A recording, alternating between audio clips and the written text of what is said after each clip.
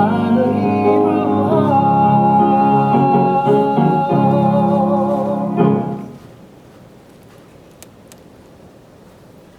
Good morning, Hebrew Home.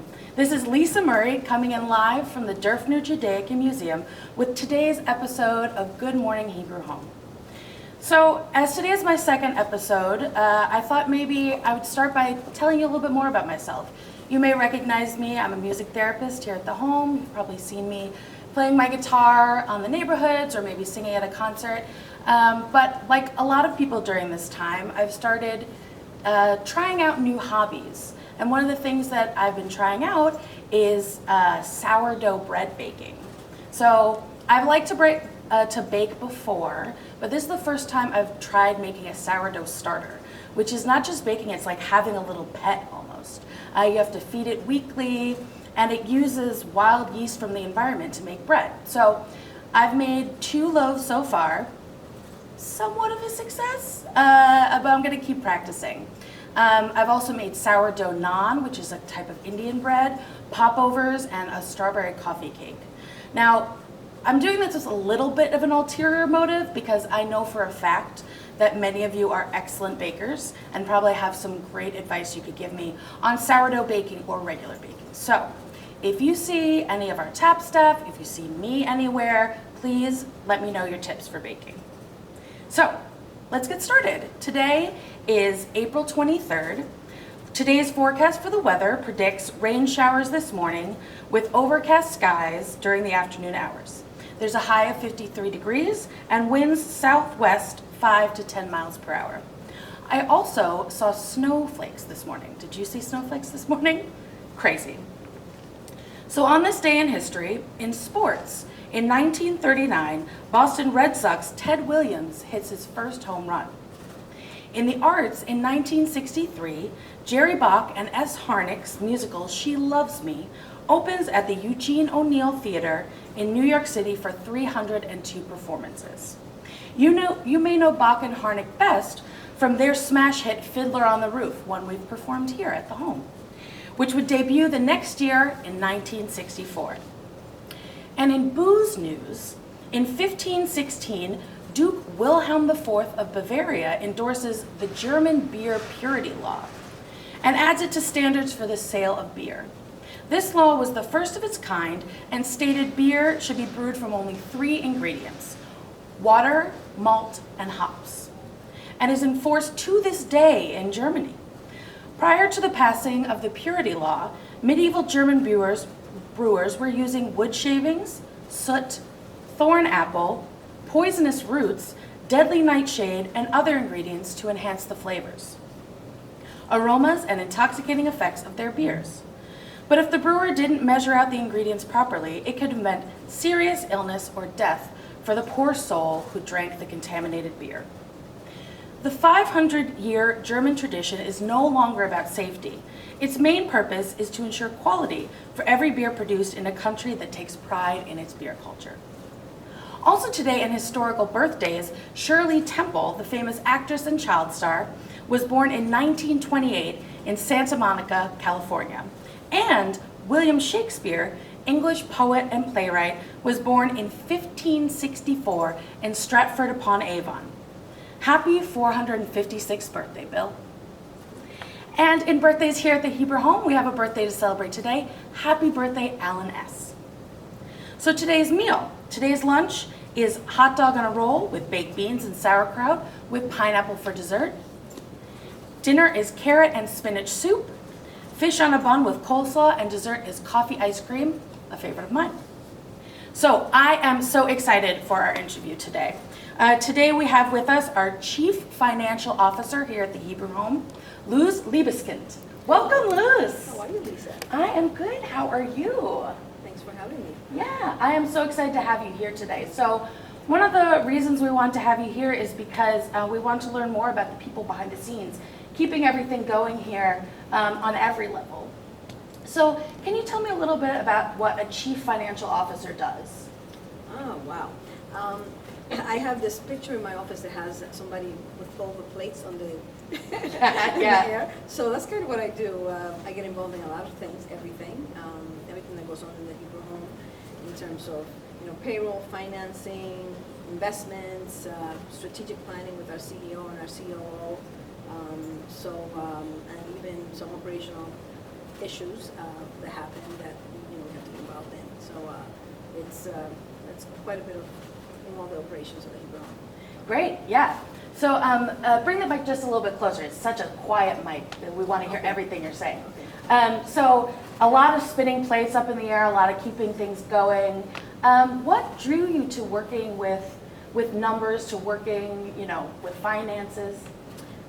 Well, I always I consider myself more of a person that's analytical more than the numbers per se. Mm-hmm. So I like to look at the big picture and try to figure out what the next step is. In terms of what I do and how I started, I did bookkeeping in high school and back in the Dominican Republic. And wow. When I came to this country, I decided to pursue accounting and started in public accounting and eventually specialized in nonprofit and healthcare. And so I've been working in nonprofit healthcare for over 30 years. And wow. So now I started at Ernst & Young, then I went to work for Montefiore Medical Center, and from there I went to the Metropolitan Museum of Art before I came to the Hebrew Home. So it's a little bit of everything in the nonprofit world, which is very interesting. I like the variety.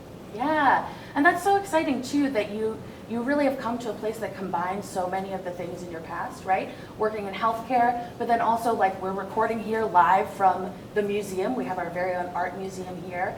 And here at the Hebrew Home, we really pride ourselves on bringing art to our residents here. So I think it's very cool how you're able to merge those aspects. It was one of the things definitely that interested me and was something that was interesting about the Hebrew Home. I came to the Hebrew Home in 2008 and right after the recession, so it was one of those times where the Hebrew Home needed somebody to help direct the finances of the organization, but also it was interesting to see that the Hebrew Home has always been entrepreneurial and does things that are different from other people, and we're also leading. So having the arts and the nonprofit and bringing the arts to the residents was something that really appealed to me, and it's great. It's very interesting. Yeah. Part of being here. Yeah, that's wonderful. So, what are some of your best memories of working in nonprofits? Either, I'm very interested about working at the Metropolitan Museum of Art. I mean, that seems like a very cool job. Yeah, it was great. It was great. I mean, it's great coming to a place where you walk in and it's just beautiful every day. Also, learning all the different places where you don't get to see when you go there for a couple of hours. When you work there for 9 years and you have Mondays where nobody's there and you can venture out and see different things. There were a lot of areas that I went to see and learned about that I would have probably never done just going to visit. Yeah. But also interesting was getting involved in some of the art purchases, some unique art purchases that I was involved in, and coming up with a strategy to buy those works of art that made a big difference to the collection. So that was actually a lot of fun. Working with our director, working with the board, and just getting all those things done was quite fun. That's very cool. I don't know how many people, when they go to a museum, always think about how the art got there. We're very excited to see it, to experience the art, but we don't think about the story of like how many people have had to figure out how to get that collection there. So that's very interesting. Yeah, it's actually a lot of it comes donated from people that have collections and they leave it to the museum. But in some occasions, something comes in the market that's interesting that creates a completion of something in a particular department, and there are people that give money for those things, and those funds get used for those purchases, which is really actually cool. And what are, some of your memories? What stands out for you now working here at the Hebrew Home? Sort of that culmination of a lot of your work before. I think the Hebrew Home is kind of being involved in everything, not just from the financial point of view, but the strategic planning and getting involved in the different new ventures that we do. There's always excitement and there's always something new that we try to do. So that actually makes it different than everything I've done before. Mm-hmm. It's not just the numbers. It's really working with our CEO and our COO and coming up with ways that we can move forward in the organization and do things different, whether it's a new housing venture or doing even the arts in how to fund the arts in the Hebrew Home and creating an endowment for that. Mm-hmm. That's actually something great because we don't have to worry that the art is always going to be here. It's something that we had, but now we have an endowment to support it, and that has been very exciting. So it's the gamut. Yeah, I think that's one of the things that makes me feel good too, working here, is knowing that at every level there are people thinking about, caring about the residents and the experience here, and looking forward, and thinking about how we can make sure that this keeps going, this wonderful work that we're doing here keeps going. Exactly. Yeah. It's always about the future, and the interaction with the residents definitely during this period is actually very important, because just sitting in your office, you really don't get to see interact with the residents. So I try to do it as a weekend administrator, but now that we are here helping, coming to the floors every day, not only getting to know the staff, helping them, but also the residents, and you get to know what they like to eat, and just the ice cream that they want to sneak in, the little things like that makes them happy, but also for the resident, because they're not seeing their families, so being able to interact with new people that they haven't interacted with, it's also good for them, because it breaks the monotony of what's going on right now, that they are really not being able to see their family. So it's a nice thing. Yeah, isn't that lovely though, that even during a time like this, you can still have new experiences, you can still meet new people, you can still get to know someone in a different way. Yes. I think that's really special. I think that's a great point. Yeah. Well, as we're finishing up here, I would love to ask, from a forward-thinking, strategic thinker like yourself, what's some advice you would give people right now during this time?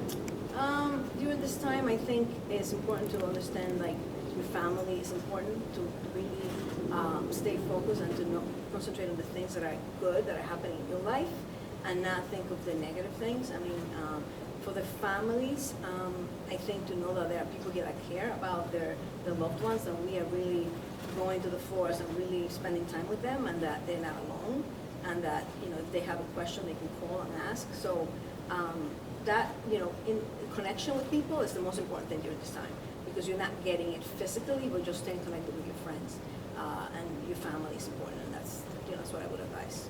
That's beautiful. Thank you so much for being here, Luz. Thank you. Thank For you. having me. Yeah.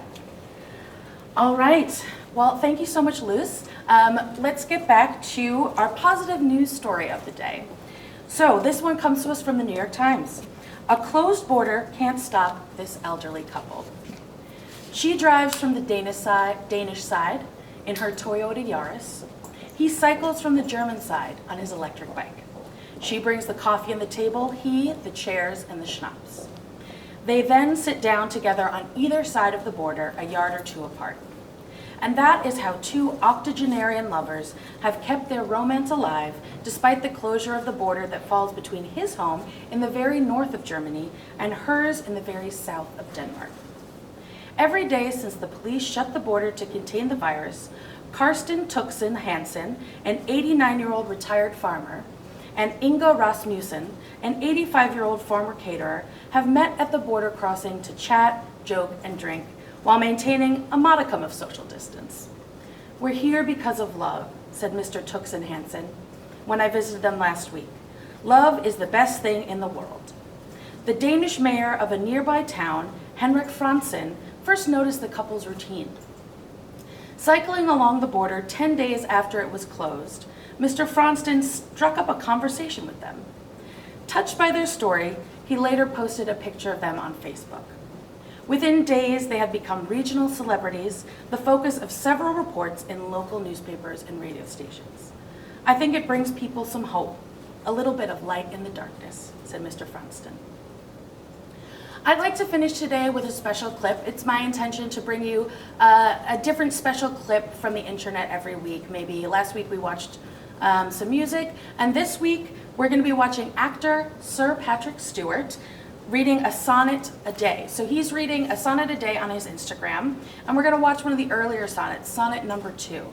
He's doing this to bring a little joy, a little Shakespeare into the homes of all of us who are, living a different life than we normally have.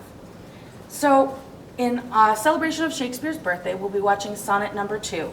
Tune in later today for Exercise with Deborah at 1:30 and Your Hit Parade with Larry at 2:30.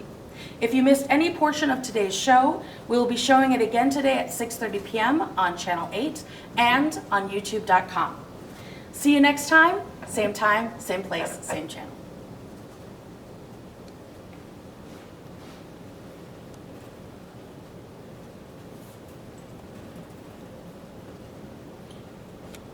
Sonnet 2, and this is one of my favorites.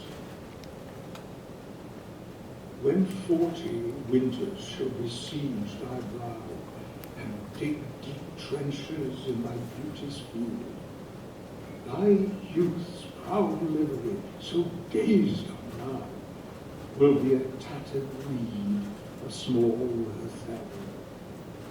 Then, being asked where all thy beauty lies, where all the treasure of thy lusty days, to say, within thine own deep sunken eyes were an awe-eating shame and thriftless praise. How much more praise deserved thy beauty's use, if thou couldst answer, this fair child of mine shall sum my count and make my own excuse, proving his beauty by succession, thine. This were to be new made when thou art old, and see thy blood warm when thou find'st it cold.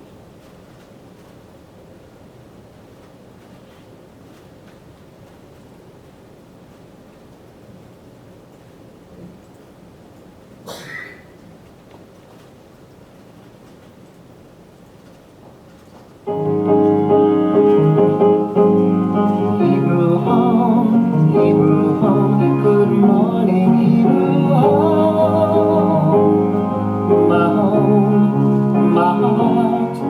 My heart is where the Hebrew home is.